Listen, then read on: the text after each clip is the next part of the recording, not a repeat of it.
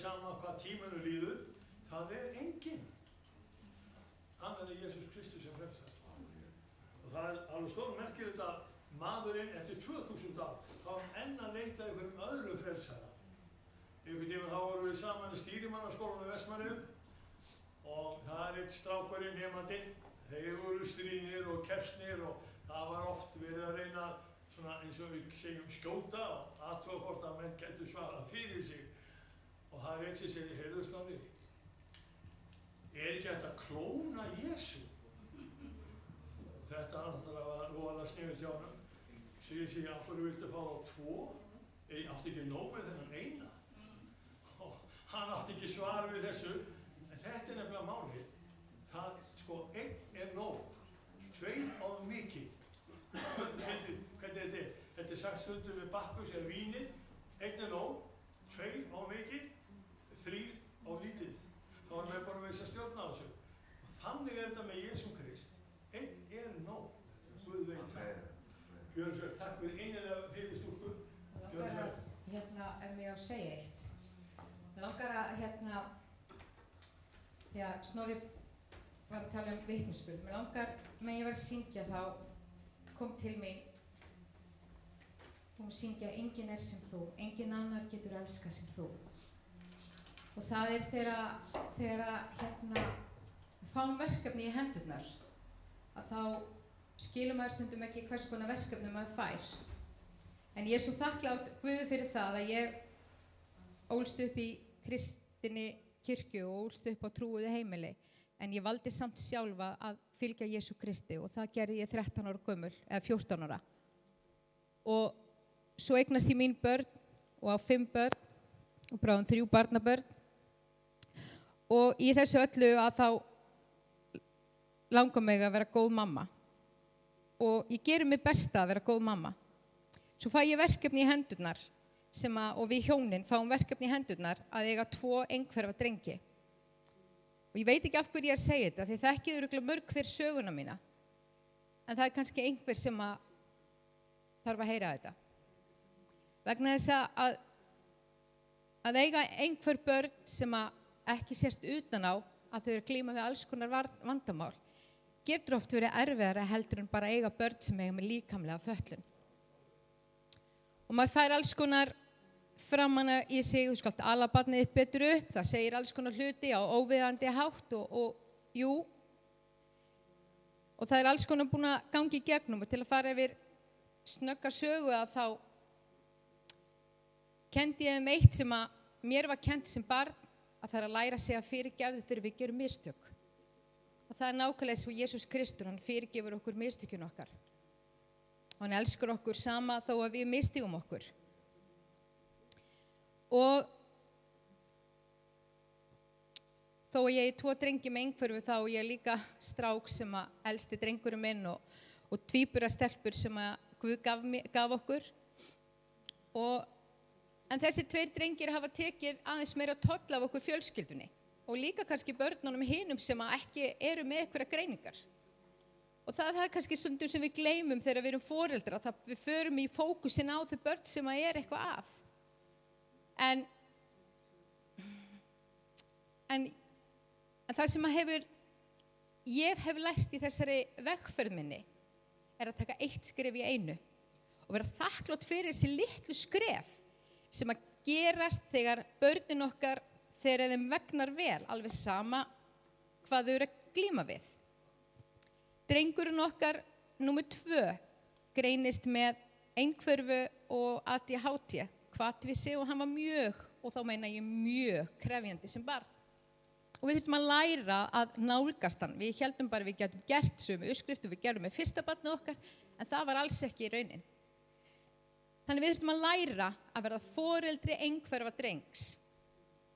Okkur tókst bara mjög vel til. Eiginmaðurinn minn, Arnar, hann las bók, þykir raunverulega vænt um mig. Og las það og með Guðs hjálp þá tókum við svona meðvitaða ákvörðun að sýna virkilega mikla elsku. Auðvitað gerum við það við öll börnin okkar. En í dag þessi drengur, hann elskar Jesú. Hann að vera 2 barna faðir í Ameríku. Og trúiði mér, þegar hann segist alltaf flytja til Ameríku, hjartaði mér fór bara,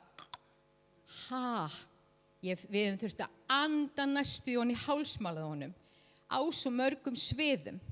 En þarna sýndi það okkur hversu magnaður drengur hann er. Hann getur allt sem hann ætlar sér. Svo eignumst við 3. drengin og hann líka með einhverju, en allt öðruvísi. Hann skildi ekki orsök og afleiðingu og þetta var svona ennþá flóknara verkefni. Og ég stend oft og segi, Guð, hvað? Ég veit að ég er rosalega sterk og ég get gert hlutina. En í alvöru. En aftur með Guðs hjálp. Og amma mín heitir nú Katrín Hendriksdóttir, þið þekktu hana mörg hver. Vegna þess að ég er bænabarn. Langamma mín, hún Ágústa Gísladóttir, hún bað fyrir mér í móðurkviði og ég trúi því að þetta fer áfram. Þegar við erum bænabörn, bænin hún stoppar ekki bara hjá mér. Hún stoppar og hún heldur áfram arfleiðinu minni með börnin okkar. Og ég trúi því að öll börnin okkar og börn eru blessun. Þannig að Jóel minn, hann fór aðeins erfiðari leið en bróðir sinn. Örlítið erfið. Hann var mjög þægilegur sem barn, úlingur. Veit ekki alveg hvort ykkur hefði viljað eiga þá á tímabili. En, ég hrópaði og ég bað Jesú að vernda hann. Hann stakk af. Ég vissi ekki hvar hann var. Lögreglan vildi ekki leita af honum. Og veitir þið það, þetta var ógeðslega erfitt að geta ekkert gert. Fyrir en við þurftum að svipta hann fjárræði, við þurftum að svipta hann sjálfræði og við þurftum að gera alls konar til að vernda barn barnið okkar. Og við gerðum það með hjálp lækna, með félagsráðgjafa og allt það. Og sjálfsögðu var Guð fremstur í flokki. Amen.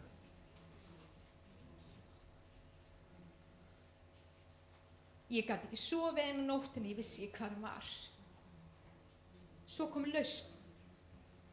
Hann fór á úrræði sem heitir heilindi og vá hvað ég er þakklát fyrir þetta fólk. Þar sá ég hann byggjast upp og þar sá ég skrefin og allt í hennu fékk ég bara að vera mammans. Bara mammans, ekkert annað.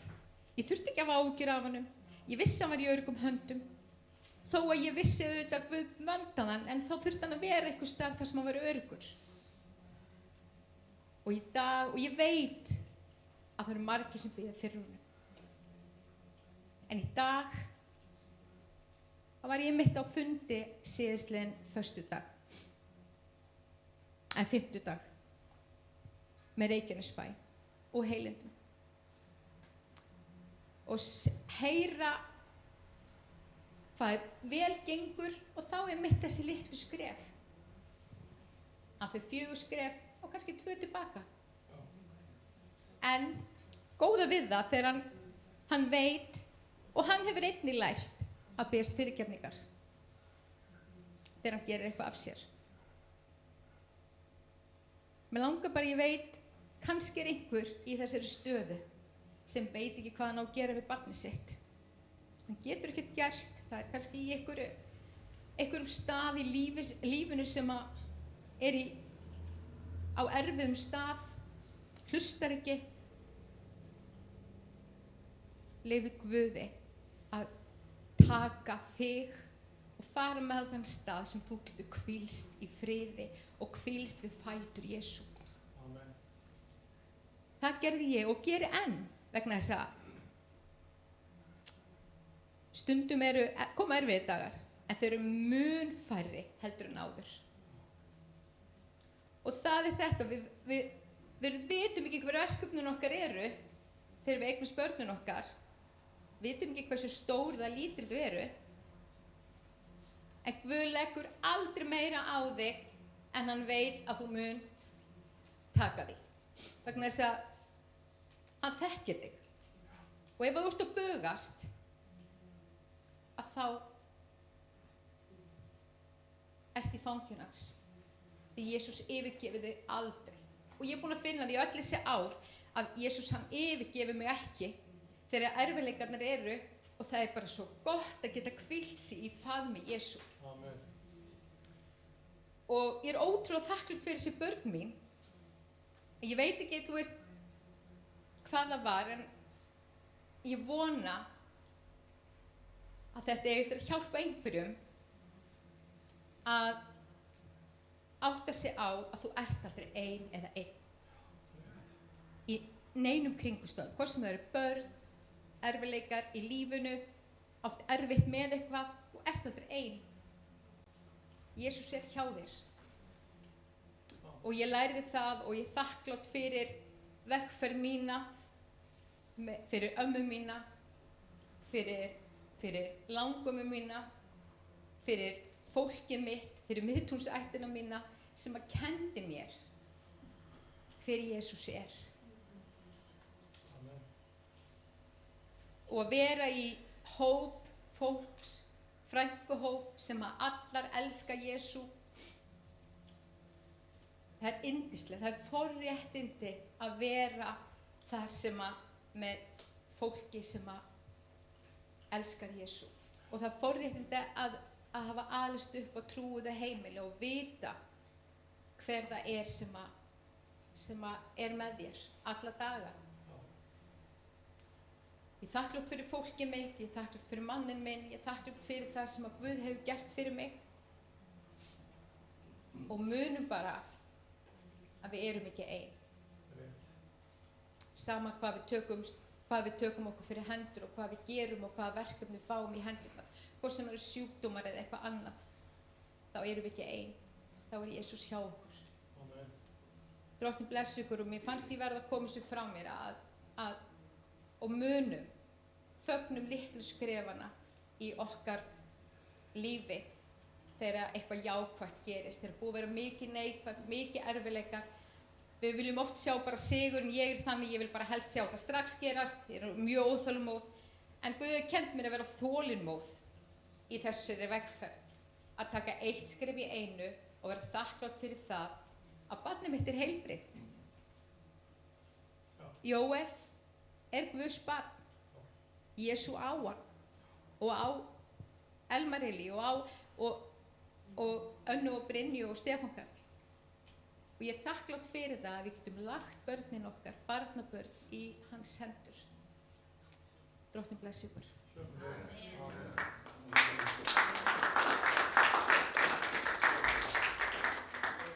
Einnig viðbót.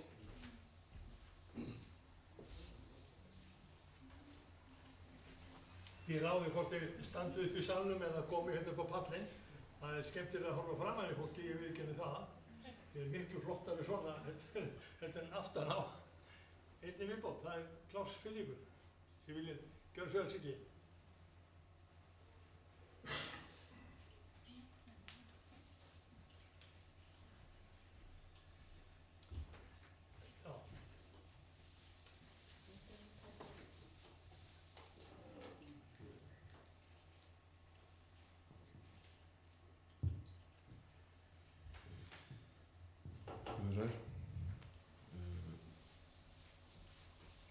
Og meðan að var að tala um það rétt á þá komu 2 atriði upp í huga minn sem hafa verið á minni lífsleið. Mér fannst einhvern veginn ég þyrfti að segja frá því. En svona smá forsaga. Ég er ekki alveg uppi á trúið heimili eða í trú. Og þegar ég fermdist þá voru sannlega fáir eins hrikalega áhugalausir bara trú og kirkju og allt saman. Og það með þess að haft orðið mig eftir á að þegar ég átti að játa það sem að prestur var að segja já, var það sem ég sagði. Þannig að áhugin var nú ekki meira en það. En ég hef alltaf verið andlega þengjandi, getum við sagt. En það leyti sem ég var að fermast þá byrjaði ég líka að drekka og reykja og gera alls konar svona vitleysu sem endaði með því að ég þurfti að fara í áfengis- og fíkniefna meðferð. Og fékk þá blessun í raun og veru að fá að fara á Staðarfell austur í Dölum sem er yndislegur staður, gamall kirkjubær og stjórnarskóli. Það er svona fyrra tilfelli sem ég ætla að segja ykkur frá að þá var þar meðferðarbróðir minn sem að sagði frá nánum ættingja sem var í vandræðum bæði með fíkniefni og húsnæðismál og svona alls konar. Og ég hugsaði með mér, jæja Guð, nú er prófið. Og ég fór í þessa kirkju og bað fyrir ættingja þessa meðferðarfélagsins að mál mættu leysast og annað. Og í svona 5 daga cirka fór ég alltaf inn í kirkjuna og bað fyrir þessum ættingja. Og það bil 10 dögum eftir að hann sagði frá þessari sögu að það bara var búið að leysa öllum málum. Og þá var ég ekki orðinn sérstaklega trúaður, heldur var ég að prófa Guð í þessu og hann bara stóðst prófið. En þá fór ég að hugsa meira svona trú og ýmislegt annað. Og hef verið síðan þá á þessari vegferð. En seinna atviki sem ég ætla að segja ykkur frá að það er þegar að fyrsta barnið okkar það fæðist andvana eftir fulla meðgöngu. Og já, kannski svona tengt því að árið 2007 er oft talað um þetta sem góðærisár, eins og við könnumst flest því sem eldri eru. En á þessu ári að þá byrjaði það á því að fyrsta barnið okkar fæðist andvana. Bróðir minn númer 3, hann svipti sér lífi og móðuramma mín sem ég ólst mikið uppi og hún dó líka, þannig að fyrir mig er þetta ekki góðærisár. Það er eiginlega bara skelfilegast ár sem ég hef upplifað. En í kjölfarið af þessum atburði, þegar allt er svona komið í ró og ég svona fæ að fara að sofa og hvíla mig, og kemur til mér lítil stelpa í draumi, með þetta fyrsta barnið okkar var stelpa. Og segir við mig eitthvað svona á þessa leið að bara, þetta er allt í lagi pabbi. Guð hafði bara önnur áform fyrir mig en hann mun senda hann. Þetta er allt í góðu. og ég trúi því að Guð hafi bara verið að tala við mig í draumi í gegnum þessa sýn. Af því að eftir þetta þá fékk ég svona ró og frið. Ég veit ekki hvort ég sætti mér nokkuð við þetta en ég treysti Guði eftir þetta. Og ég finn ró og hef haft hana síðan, sem er bara að ég trúi heilagur andi hafi komið til mér og gefið mér það. Og á hverjum degi eftir þetta að þá þakka ég fyrir allar þær gjafir og allar þær blessanir sem að veitir mér að hverjum einasta degi. Af því að lífið er gjöf frá Guði og öll börnin mín eftir þetta eru gjöf og við erum öll dýrmætt og við eigum að fara vel með okkur og við eigum að ganga með Guði af því að það er eina leiðin til eilífs lífs. Takk fyrir.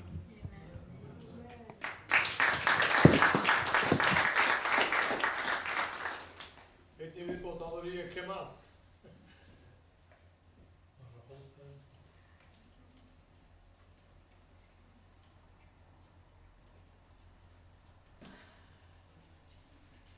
Enginn sem vill.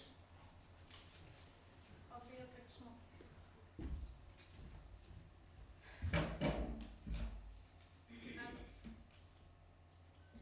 Þetta er eiginlega, já, kannski þetta. Svo heyrði ég mér. Er ég mér rétt á? Ok.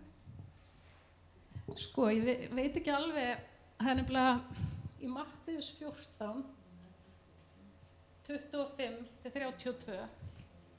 Það er ýmislegt í gangi og það er eins eiginlega með þennan vitnisburð að ég get tekið hann frá ýmsum sjónarhornum. Ég get bæði sagt frá því sem var að og sem Guð hjálpaði mér með, en akkurat núna langar mig eiginlega meira að segja frá einhverju sem gæti verið sem svolítið mikið smáatriði en skipti mig alveg rosalega miklu máli. Og ég semst var að gangi gegnum ýmislegt í fyrra sem var allavega fyrir mig persónulega mjög erfitt og margir hér inni sem hjálpuðu mér, studdu og báðu fyrir mér í gegnum það og ég er mjög þakklátt fyrir það og þann stuðning og upplifði alveg gríðarlega mikið kærleika hérna í þessari kirkju. Þannig að en ef við skoðum semst þarna Mattheus 14, 25, þið þekkið örugglega þessa sögu. Og ég ætla eiginlega bara til að stytta mál mitt aðeins, takk bara frá 28. Að það er, sérst, eða er það verra? Það er allavega þannig að Pétur er í raun og veru þarna að sjá Jesú koma gangandi á vatninu. Þar sem þeir eru út á báti, þetta er á lengri saga. En, já, Jesús kemur semst gangandi til þeirra þar sem þeir eru út á vatni og það er vont veður og allt í gangi þarna og lærisveinarnir hræddir og allt það en Pétur segir semst við hann ef það ert þú herra þá bjóð mér að koma til þín á vatninu og Jesús svaraði kom þú og Pétur sté úr bátnum og gekk á vatninu til hans en sem hann sá rokið varð hann hræddur og tók að sökkva. Þá kallaði hann, Herra, bjargaðu mér. Jesús rétti þegar út höndina, tók í hann og sagði, þú trúlitli, hví efaðist þú?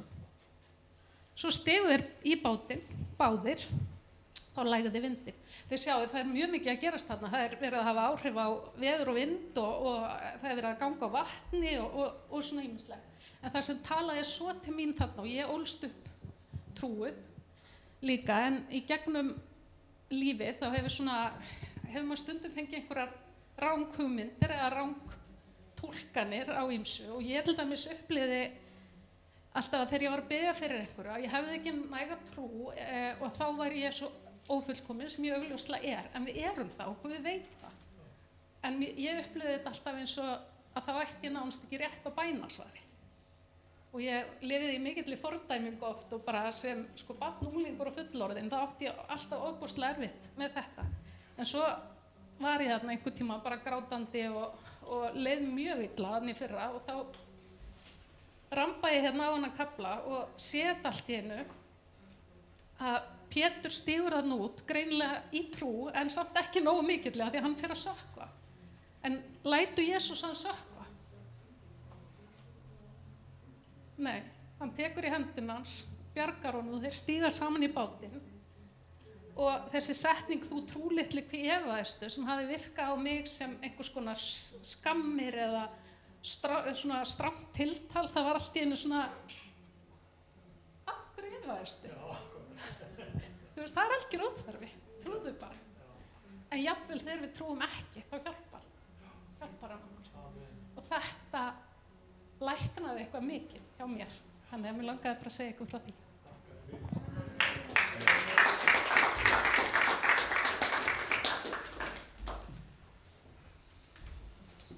Er ykkur að brenna inni með sín vitnisburð? Áður ég kem. Gjör svo vel. This is for Esther, not for me. Esther gonna translate in Islamic? Nei, þú tólka líka. Yes. Hallelujah. It's not?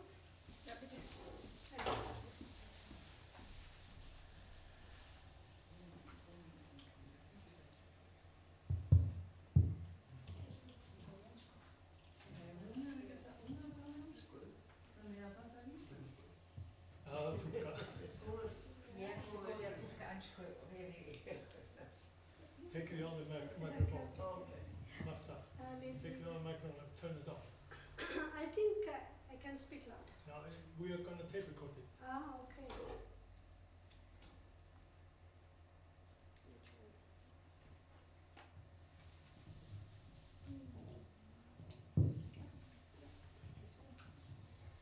Thanks to our God. Thanks to this Howard to testify what he has done for me. From my experience, I never stay with my testimony longer, never. Because I want to give acknowledgement to my God right away.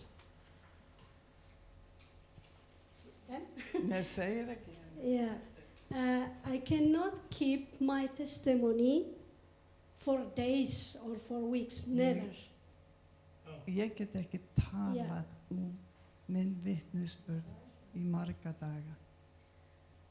Because I have to give acknowledgement right away. Af því ég verð að gefa Guði dýrðina strax. I want to say to you and I want to encourage you to testify what he has done to you right away.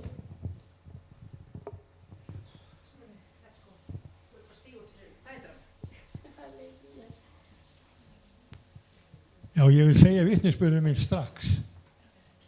Yeah, because we cannot do anything by our power. Því að án hans máttar þá getum við ekkert gert. We receive the power from Almighty God. Við fáum kraftin okkar frá almáttugum Guði. So most of the time I have testified in our Tuesday prayer my testimonies. Svo að mestu leyti þá vitnisburður minn sá fólkinu því að ég fæ kraftin í gegnum bænina og gegnum vitnisburðin. And sometimes I can call to my country, Ethiopia, and testify. Og svo stundu þá hringi ég heim til Eþíópíu bara til að gefa vitnisburðin.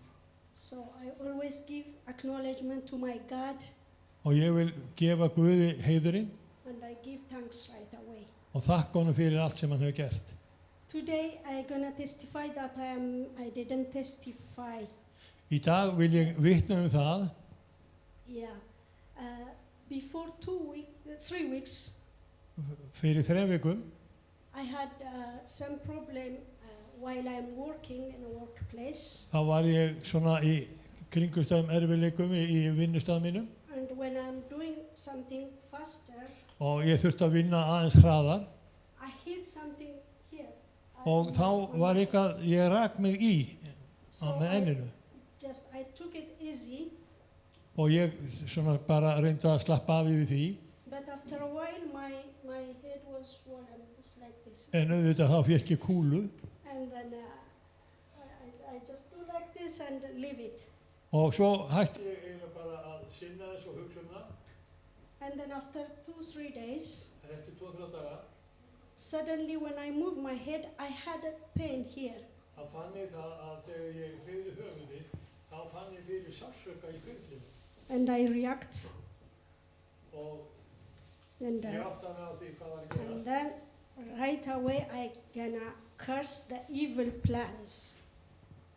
Og, I'm gonna curse the evil plan. já, og ég stóð í gegn þessum illu áformum. For example, when someone asks me something and when I answer to try to with my head like this, there was terrible pain. Því að leið og einhver bað mig að gera eitthvað og ég þurfti að bara kinka kolli að þá fann ég fyrir verki. Yeah, so that pain is coming again and again. Og þetta hélt svona áfram, aftur og aftur. And then one day I took it seriously. I knelt down and I prayed strongly. Og svo var ég alveg búinn að fá nóg af þessu, tók þessu mjög alvarlega, kraup og rak þetta illa frá. When I pray, I put my hand like this and I pray, Jesus, you are here with me. I don't want, no one can touch my head but you. Og þegar ég var að biðja, þá setti ég höndina á hvirfilinn og sagði Drottinn, þú læknað, ég fæ lækningu frá þér og ég veit að þú gerir þið dýrlegan. So I pray again and again because the word of God is saying that pray without ceasing. Og ég hafði orð Guðs mér til fyrirmyndar, biðjiði án afláts. And then after, I don't remember the right time. Og ég man ekki alveg rétta tíman. But it is gone and I forgot it. En allt í einu þá áttaði ég mig á því að verkurinn var farinn. And then after some days I remember where is that thing. Og ég hugsa býtu, hvað gerðist? And I tried the feeling how it's coming like, as I told you, like this, like this, like Og this. ég fór að hreyfa höfuðið fram og tilbaka og til hliðana. Yeah, I cannot find it, it's gone. En þá var allur verkur horfinn. So thank God. Svo ég þakka Guði fyrir. My second prayer is, Annað bænarefni var, eða bænasvarið. testimony is, the same thing was happened on my shoulder. Það var svona eitthvað sem var að ángra mig í öxlinni. And then I do exercise and I pray, do exercise because sometimes we have to do what we have to do. Og ég gerði æfingar og reyndi að liðka þetta, en svo lagði ég þetta fram fyrir Drottinn og bað. And then that pain, well, I felt it when I go to bed. Og ég fann fyrir verkinu þegar ég fór að sofa. And then, as I told you, I did what I have to do, and I prayed. And then the second day when I go to bed, it's not there. En svo þegar ég lagði mig og var búin að biðja fyrir þessu og sofnaði svo allt í einu, þá bara vaknaði við það að það var engan verk að finna. So this is our God, closer than any other. Svona Guð okkar. My third testimony En vitnisburður minn is I was praying one of my sister longer time, years. Að fyrir nokkrum árum þá var ég að biðja fyrir systur minni. Because we all have different behavior. Við öll höfum svona meira og minna mismunandi gerðir eða venjur. One of my sister is a little bit strong. She never listen anyone. She just think that she's correct. Only she's the one who is Systir right. mín á það til að hlusta aldrei á hvað ég hef að segja. Hún fer bara sínu fram. Yeah, and I myself try to. She's my older, but I myself try to advise her. Don't. Sorry, let me find the right English. Já, hún eldri systir og fór alltaf sínu fram. Yeah, don't limit your blessing because we have to forgive. We have to ask forgiveness if something wrong between people, yeah? Og Otherwise, we ég stop hugsa our með mér, blessing. ekki yfirgefa blessunina því við verðum líka fyrirgefa þeim sem í kringum okkur eru. To continue with our God, we have to forgive. Svo til að halda göngun áfram með Guði þá þurfum við að læra að fyrirgefa. She loved God very much. Hún elskar Drottinn I know mikið, that, I am the Ég veit witness. But there is something wrong.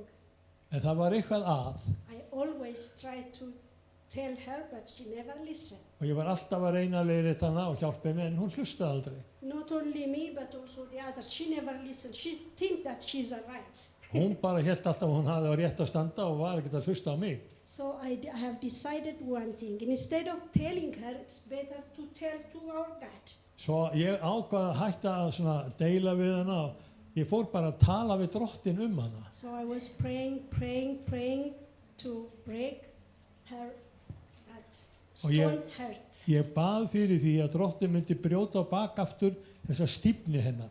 So last Tuesday, Svo var það síðastliðinn fimmtudag, my Ja, my þriðjudag. brother called to me þá hringdi bróður minn í mig and he told me that suddenly she asked forgiveness. og hann var með skilabóð til mín frá systur minni að hún bað mig fyrirgefningar All the family is surprised. og allir fjölskyldu minni til undrunar þá gerðist það. And I told them, please thank God because it's from him. No one can break that heart. Og ég but God. sagði við þau, þakkið bara Guði því það getur enginn breytt eðli systur minna nema Guð. Hallelujah. Amen. So this is our God. Svo þetta gott af Guð. Whatever it is, he can answer. Það He is sem a að þið prayer answer God. það sem þið að glíma við og þið að biðja fyrir, Guð tekur að því. Thank God. I thank my great God. Ég þakka mínum stórkostlega Guði. Hallelujah. Thank you Amen. for listening. Amen. Testimony time. Yes, yes, it is. It is. Yes, it is. So, hallelujah, church. Amen. The Lord is good. Take the microphone. Yeah. Guð góður. Our Lord is good. Guð góður. And all the time, our Lord is good. Alltaf Guð góður. Yeah. So, I want to thank Almighty God Því ég vil today gefa almáttugum Guði, vitnisburð minn, for life. fyrir lífið. So, this testimony, Þessi vitnisburður, since it is testimony morning, I think I can give a little bit of my own testimony.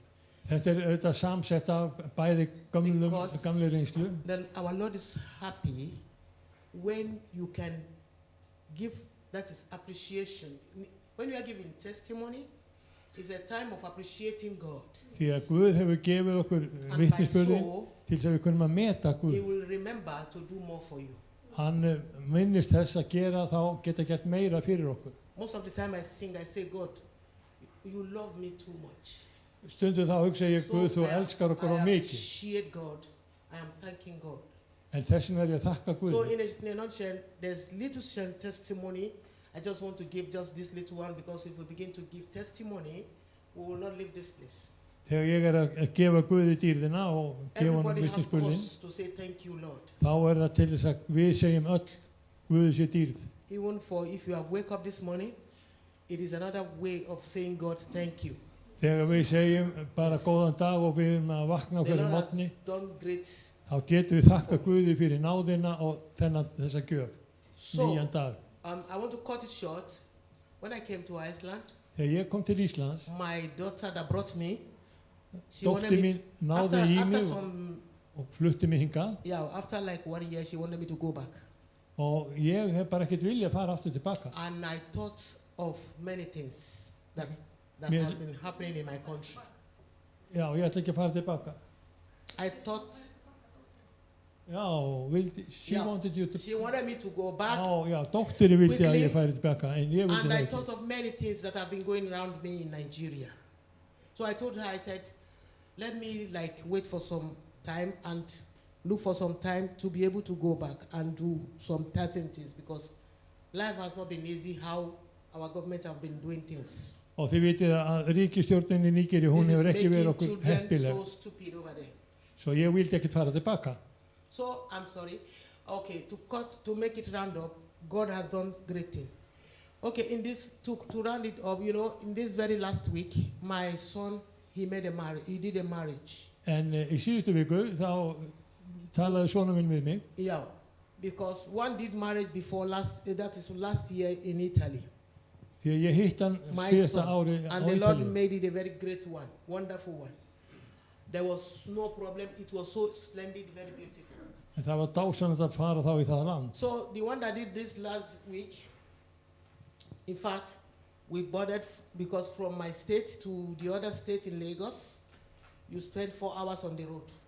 Svo að hann fór aftur til Nígeríu og var í Lagos og var 4 daga Já. á göttunni. Yeah, and we took 4 buses to go there, conveying all our churches members. We are so numerous, so Oh. plenty people. Já, það var ómikið fólk, það var margt fólk sem var komið í kirkjuna And it was so dangerous on that road now. og það var svo hættulegt að If you vera go to þetta út á Facebook, you göttunni. see how it is. Við vitum hvað fréttirnar segja okkur. After our 4 buses went, other buses that very day, they kidnapped all of them. Og til dæmis að það voru And they were fjórir asking for ransom. leiðtogar í kirkjunni, And þeir our buses 4. They hafa went, horfið. and on the 3rd day they go back, there was no problem.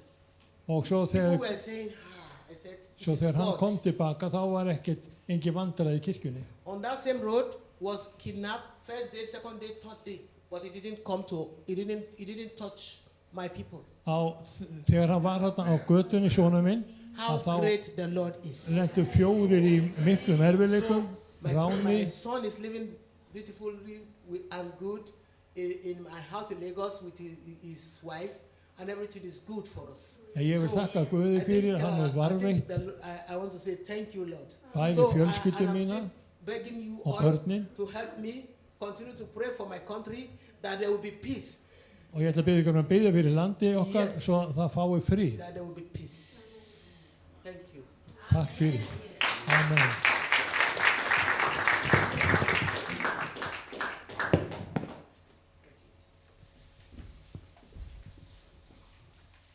Takk ykkur innilega fyrir, gott að fá að heyra þetta. Ég ætla bara að taka þetta saman í einu smá orði. Það er orð sem að ég hef hugsað mér að hafa svona sem enda orð. Það kemur til okkar í gegnum mann sem hét Mefibósett, hafið heyrt þetta nafn. Og hann átti heima á stað sem hét Lódíbar. Hafið heyrt þetta orð. Þetta er bara saga úr Biblíunni. Þessi Mefibósett, hann var sonur Jónatans sem var vinur Davíðs konungs. Jónatan, hann hafði fallið ásamt föður sínum og það var ekki mikil von í fjölskyldunni eftir það. Það merkilega við það er að Lódíbar, það sem að Mefibósett átti heima, það þýðir í raun og veru nakinn, graslaus, svoleiðis að hann var ekki staddur á heppilegum stað. En hann átti merkilega sögu vegna þess að þegar Davíð konungur var að setjast að völdum og var að tryggja stað sinn, þá gerði það að hann spurði einn af bræðrum Jónatans hvort að einhver væri eftir af húsi Sáls. Sál dáinn, Jónatan farinn og hann vissi ekki að það væri einhver eftir af þessari fjölskyldu. Og hann segir við þennan mann, er einhver eftir af húsi Sáls sem ég gæti fengið að sýna miskunnsemi. Þar kemur Davíðssálmur 136, því að miskunn hans varaði eilífu. Og þá segir þessi sonur Sáls, já, hann Mefibósett, hann er sonur Jónatans. Mefibósett, já, hvar er hann til húsa? Jú, hann býr í Lódíbar, þar sem ekkert vex. Og saga Mefibósett var sú að hann sem lítið barn, trúlega 5 ára gamall, hann er í fóstri hjá stúlku sem er að sjá hann daglega og á þeim degi þá deyr Jónatan faðir hans.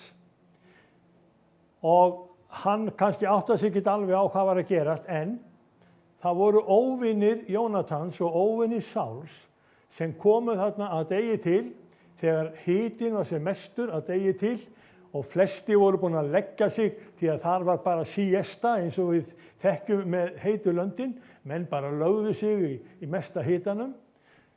Nema þessi stúlka sem var að passa Mefibósett, hún sofnar aðeins á verðinum vegna hitans og á þeim tíma þá koma þessir óvinir fjölskyldunar inn í heimilið og þau drepa Ísbósett, fóstran, fóstra hans, og þeir ætla að ganga frá allir í fjölskyldunni.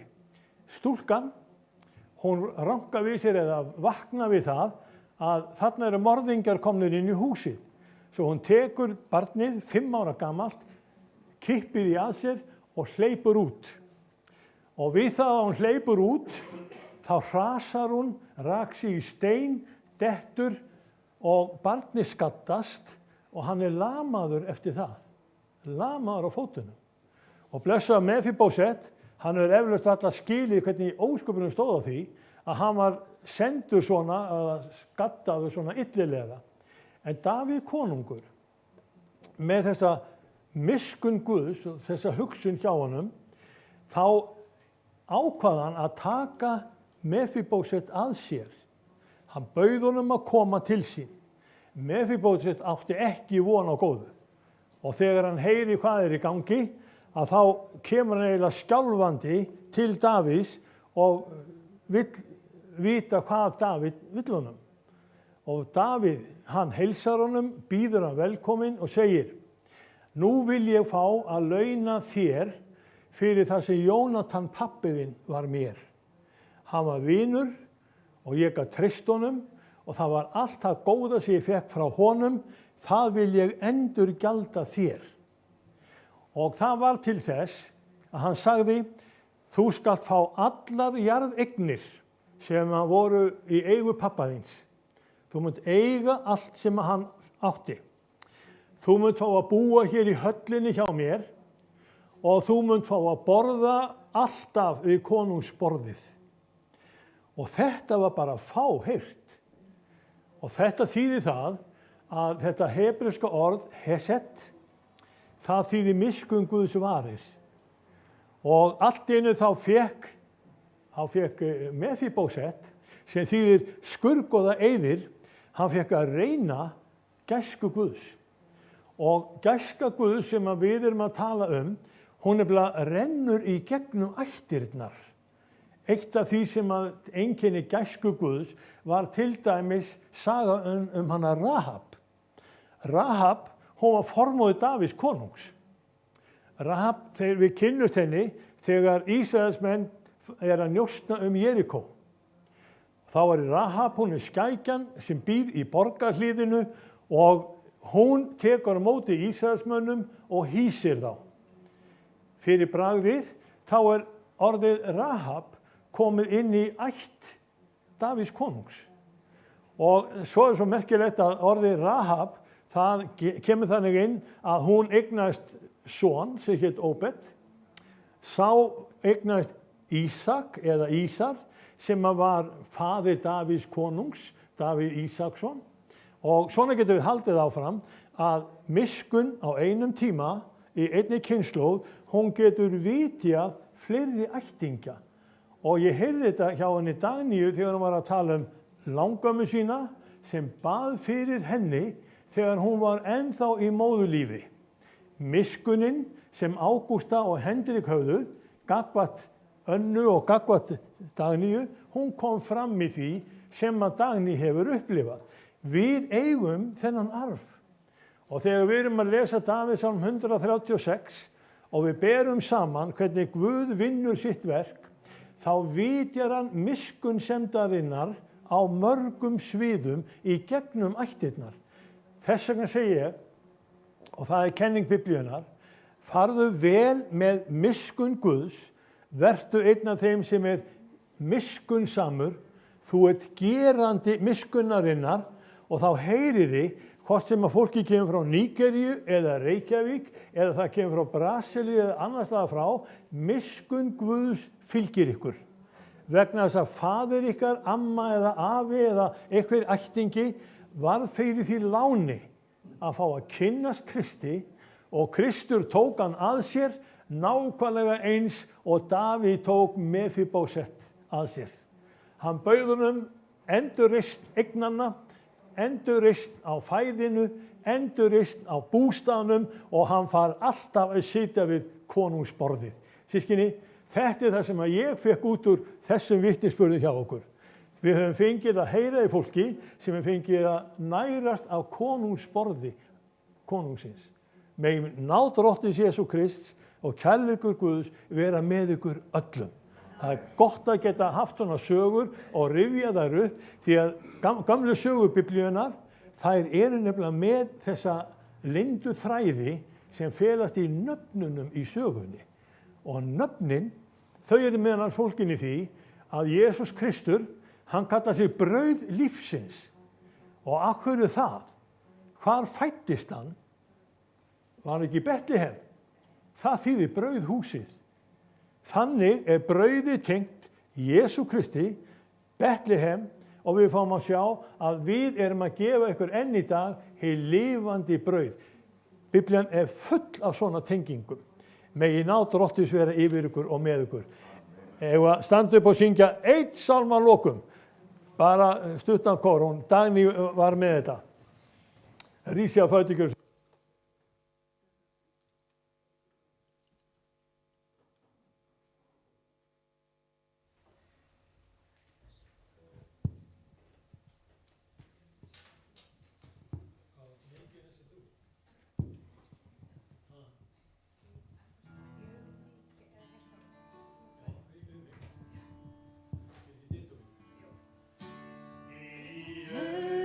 Til þín kem og hjarta mitt ég